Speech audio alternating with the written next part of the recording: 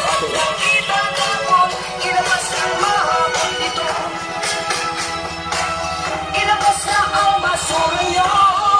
Mamasok po kami namin. Mga basurang naipon lahat ng itatapon, ilabas ng mahapon ito.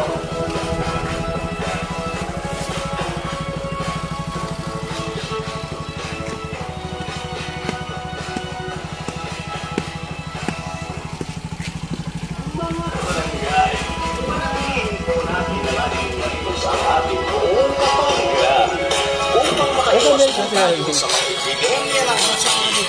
Iwasan po natin ang pagkakalat o pagtatapon ng mga basura sa mga pampublikong lugar tulad ng kalsada, sidewalk, kanal, estero, plaza o parke at sa mga pribadong lugar.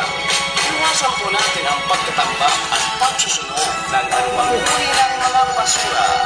Iwasan po natin ang pagsasama-sama ng mga nabubulok at di nabubulok na mga basura sa iisang lalagyan o i-segregate po natin. Hugasan at patuyuin po muna natin ang mga basurang tulad ng lata, plastic bottle o mga diapers at iba pang mga katulad nito bago ilagay sa isang maayos na basurahan.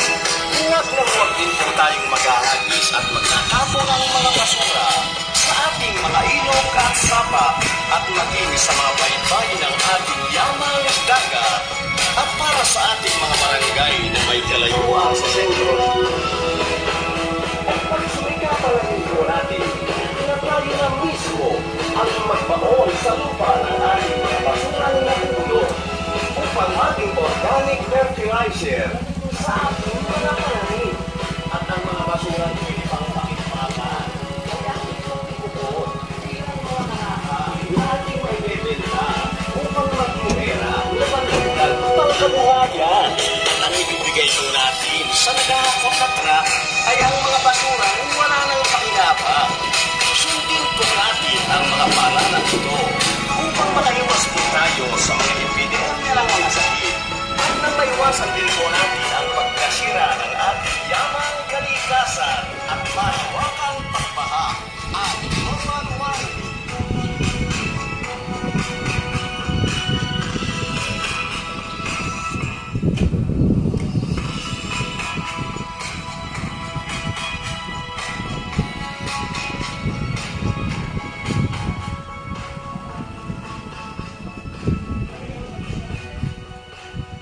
Hoy, may content na ako, Vin.